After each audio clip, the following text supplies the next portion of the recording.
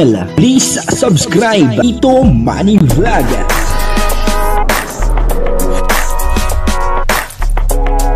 Payagan po si Tito Manny Vlog na mag-reactor para pambiling gamot sa kanya pong karamdaman. Wala man siyang records ng ng awayan. Yung po si Kalingap Dan ay nagsalita na tungkol po doon sa issue kay Joy Diwata. Bakit ba naman nagkakaroon pa ng issue? At tungkol daw po yata ito doon sa TikTok. Na ang napansin doon ay yung damit ni Joy Diwata. Grabe naman talaga, At dito ay nagsalita na nga si Kalingap Dan, tungkol po doon sa issue sa kanyang girlfriend. Papanoorin po natin yung video at siyempre bibigyan po natin ng konting reaction. Pero bago po yan, ako muna po bumabati sa inyo lahat ng magandang umaga, magandang tanghali at magandang gabi sa inyong lahat mga kapatid. Saan man kayo ng panig ng mundo naroon ngayon, ay mag-iingat kayo palagi at pagpalain kayo ng ating Panginoon. Maraming salamat din po sa patuloy na tumatangkilik sa aking YouTube channel at nanonood sa aking video reaction. Patuloy lang po natin suportahan sila Kuya Bal Santos Matubang, Kalingap Rob at Edna Vlog, Jack Tapia at siyempre mga kasamahan ko po sa Karepa. Ganun din po yung Team Views at yung mga Kalingap partner na charity vlogger. Ito po yung video na kung saan ay nagsalita na si Kalingap Dan tungkol po doon sa issue kay Joy Diwata. Ang kabuuan po ng video ito ay mapapanood po natin sa YouTube channel ni Kuya Mail Vlog. Ayun supportahan po natin Kuya Mail. May tanong lang ako. Yan. Sa mga issues na napapakinggan mo ngayon, ano ang masasabi mo? Wala po akong alam sa issue kasi hindi po sila pinapansin. Kaya di po alam. Hindi, regarding sa TikTok. TikTok? Oo. Naririnig ko lang kasi sila pero hindi ko talaga alam yung totoong kwento or ano pa nangyayari. Kaya wala pong comment kasi baka magkaroon na naman ng panibagong issue. Oo, kasi ano ko lang dyan, ang ini-insist nila is masyado yatang daily. Ang alin po? Yung pag-TikTok.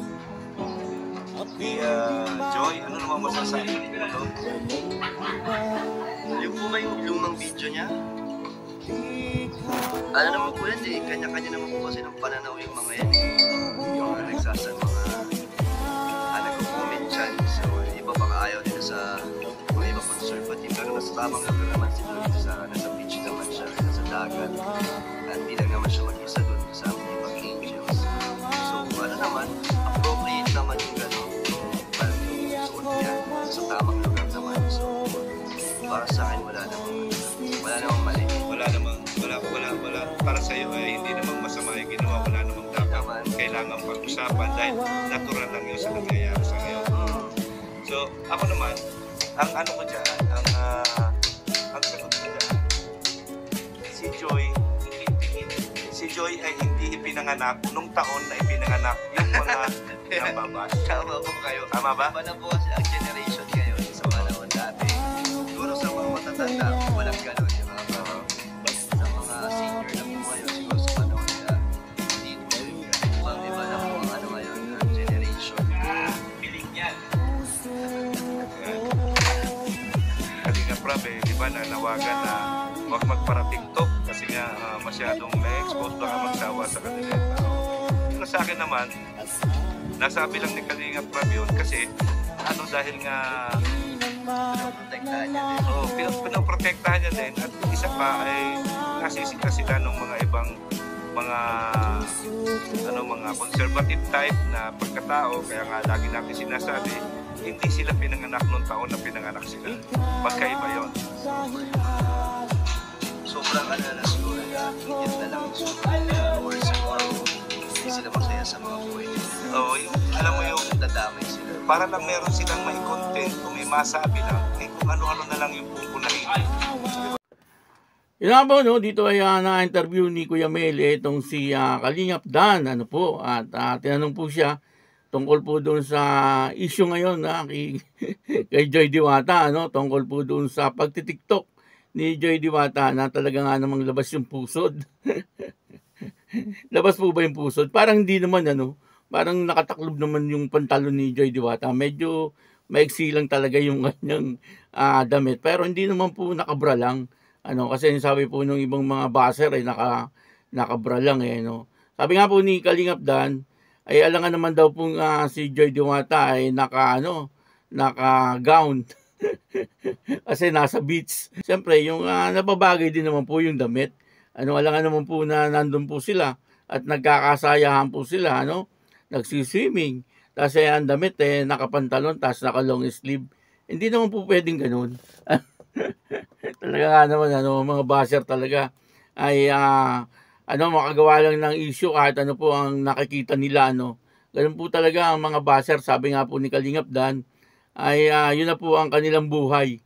Kumbaga hindi po sila mabubuhay kung hindi po sila kakapang-bus, At yun na, tinignan po nila yung damit po ni yung damit po ni Joy Diwata, Siyempre natural, Ngayon po iba na ang mga kabataan.